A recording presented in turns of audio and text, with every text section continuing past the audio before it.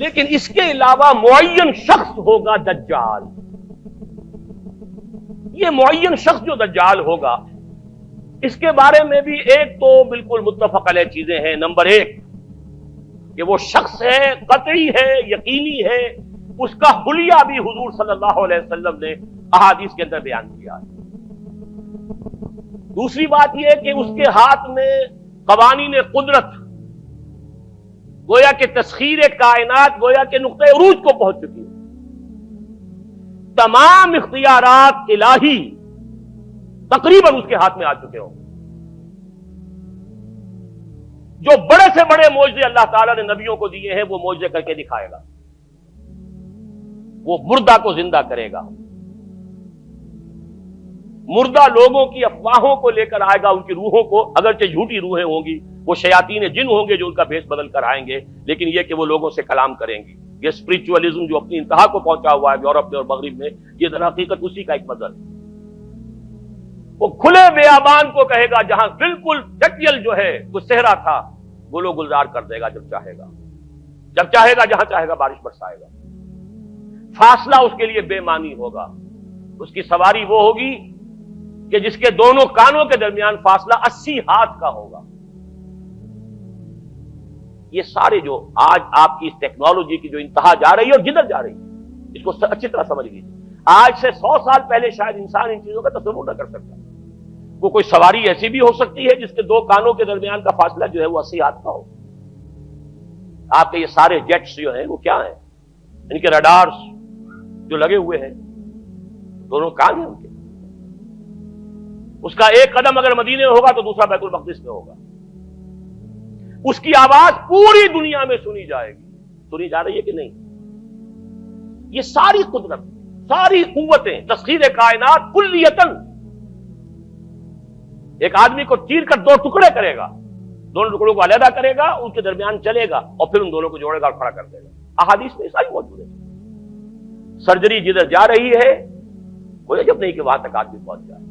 Freeze کر کے تو یہ معاملہ اب ہو ہی سکتا ہے، لیکن یہ کہ ابھی اگلا اور قدم کیا ہوگا کچھ نہیں کہہ سکتے. یہ چیزیں تو ہیں متفق علیہ. البتہ کچھ معاملات کے اندر احادیث میں کچھ اختلاف پایا جاتا ہے اور یہ مشکلات الحدیث میں سے. اور میں بھی چونکہ اس مسئلے میں اب تک بھی اسی درجے میں، ابھی قطعیت کے ساتھ میں کوئی بات نہیں کہہ پا رہا ہوں، لیکن اب چونکہ گمان غالب کے درجے میں ایک رائے تک پہنچ چکا ہوں، اس لیے میں نے آج اس بات کو آپ تک پہنچانے کے لیے یہ عنوان اختیار کیا. اس لیے کہ حدیث میں جو آتی ہے تفاصیل اس سے معلوم ہوتا ہے کہ یہ دجال دو دلیل کرے گا. یا تو وہ دو دلیل کرنے والے دو دجال علیحدہ ہیں، یا یہ دونوں دلیل کرنے والا شخص ایک ہی ہے. بس یہ مسئلہ ہے کہ جو آج تک مجھ سے حل نہیں ہوا تھا، اب تک کہنا چاہیے آج تک نہیں. اور یہ اس میں علماء سے بھی گفتگو ہوئی ہے، اور جن لوگوں نے اس پر خوب موضوعات پر اپنا وقت لگایا ہے ان سے بھی گفتگویں ہوئی ہیں، تو وہ بھی اس مسئلے کو حل کرنے سے تاحال قاصر رہے. لیکن یہ کہ اب میری رائے یہ ہے کہ یہ دو شخص ہیں علیحدہ علیحدہ، واللہ عالم. لیکن ایک رائے تک میں پہنچ چکا ہوں، اس لیے وہ رائے آپ کے سامنے رکھ رہا ہوں، اور آپ کے ذریعے سے وہ آگے بھی پھیلے گی تو اہل علم کے ساتھ جو ہے اس معاملے کے اندر تبادلہ خیالات کی بھی نوبت آئے گی انشاءاللہ. لیکن یہ کہ اس میں یہ بات قطعی اور یقینی ہے کہ اس طرح کا ایک شخص پیدا ہوگا. البتہ یہ کہ آیا وہ دو ہوں گے دو مختلف اوقات میں، یا ایک ہی ہوگا ایک ہی وقت میں، صرف اس میں اختلاف ہے. میرے نزدیک وہ دو ہوں گے. ایک وہ شخص جو جھوٹا مسیح ہونے کا دعویٰ کرے گا، المسیح الدجال.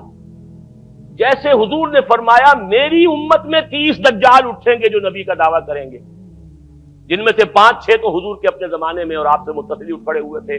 بعد میں محمد علی باب ہو، بہاء اللہ ہو، قادیانی اور نہ معلوم کہاں کہاں کون کون اٹھے ہوں گے، واللہ عالم. اسی طریقے سے ایک شخص مسیح ہونے کا دعویٰ کر کے کھڑا ہوگا، یہودی ہوگا. یہ ہے اصل میں وہ شے. اور اس میں جو ان دونوں شخصیتوں کے مابین اگر کوئی ذرا سا اگر ابہام رہا ہے تو میں ایک حدیث بھی نوٹ کر کے لایا تھا، حضرت عبادہ ابن صامت رضی اللہ تعالی عنہ سے ہے، عن رسول اللہ ہے، انی حدثتکم عن الدجال حتی خشیت اللہ تعقلوا. میں نے تمہیں دجال کے بارے میں بہت سی باتیں بتائی ہیں تو مجھے یہ گمان ہوا کہ شاید تم اسے سمجھ نہ پاؤ. یہ اندیشہ خود حضور صلی اللہ علیہ وسلم کو ہوا ہے، اور یہ سنن ابی داؤد کی روایت ہے۔ بہرحال میں جو کچھ عرض کر رہا ہوں کہ میں اس رائے تک پہنچا ہوں کہ یہ دو علیحدہ شخصیتیں ہیں۔ ایک تو یہ ہے کہ ایک مسیح الدجال کھڑا ہوگا یہ ایک دعویٰ کر کے کہ میں مسیح ہوں، چونکہ اس کا زمانہ بالکل قریب آ چکا، اس لیے میں آپ کو اس کے بارے میں خبردار کر رہا ہوں۔ دوسرا جو مسیح جس کی شخصیت مسیح دجال کی آتی ہے، دجال اکبر، میں صرف اشارہ کروں گا، پھر کبھی انشاءاللہ اس موضوع پر تفصیل سے گفتگو ہوگی، وہ میرے نزدیک بالکل قریب قیامت کی ایک علامت ہے۔ جو خدائی کا دعویٰ کرے گا وہ جھوٹا خدا ہوگا، یہ جھوٹا مسیح ہوگا، المسیح الدجال۔ الدجال الاکبر وہ ہوگا کہ جو قیامت کے بالکل قریب کی تین نشانیاں ہیں، جبکہ وہ آ جائیں گی تو حدیث میں آتا ہے کہ اس کے بعد کسی شخص کے ایمان لانے کا، توبہ کرنے کا فائدہ نہیں ہوگا۔ ویسے تو علامات قیامت جو ہے ان میں سب سے پہلی میں نے بتایا تھا حضور کی بعثت خود علامات میں سے، اس کے بعد 10 علامتیں حضور نے گنوائی ہیں، اور وہ تدریجاً پوری ہوتی چلی جائیں گی۔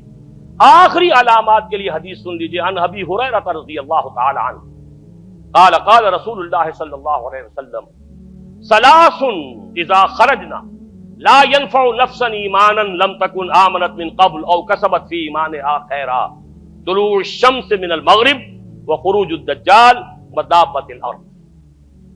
تین نشانیاں وہ ہیں کہ جب وہ ظاہر ہو جائیں گی تو پھر کسی کا ایمان لانا مفید نہیں ہوگا جو پہلے ایمان نہیں لایا تھا، یا جس نے اس سے قبل اپنے ایمان میں کچھ اعمال صالحہ کی کمائی نہیں کی تھی۔ یعنی گویا کہ توبہ کا دروازہ بند ہو جائے گا۔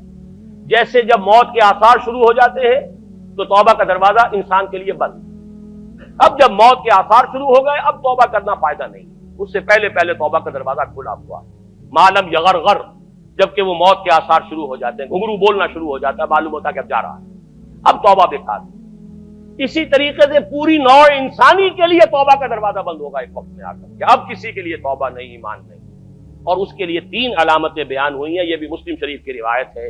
آپ نے فرمایا 3 چیزیں وہ ہیں کہ جب وہ ظاہر ہو گئیں تو پھر کسی کا ایمان لانا جو اس سے پہلے ایمان نہیں لایا تھا، اور اپنے ایمان میں اس نے کچھ اعمال صالحہ کی کمائی نہیں کی تھی، اب قتل مفید نہیں ہوگا اس کے لیے ایمان لانا۔ وہ 3 نشانیاں ہیں، طلوع الشمس من المغرب، سورج مغرب سے طلوع ہوگا، نظام شمسی میں کوئی اختلال ایسا ہوگا کہ جس سے سورج بجائے مغرب سے نکلے گا، وہ خروج الدجال ودابۃ الارض، ایک زمین سے کوئی چوپایا برآمد ہوگا، بعض احادیث میں آتا ہے کہ مروہ کے قریب سے وہ برآمد ہوگا جو گفتگو کرے گا انسانوں سے، یہ بالکل خرق عادت، یعنی وہ چیزیں کہ جن کا کوئی تعلق اب اسباب جو ہے دنیا کے ان سے کوئی تعلق نہیں ہے، کوئی فزیکل لا سے تعلق نہیں ہے، وہ بالکل معجزے ہوں گے، خرق عادت ہوگا۔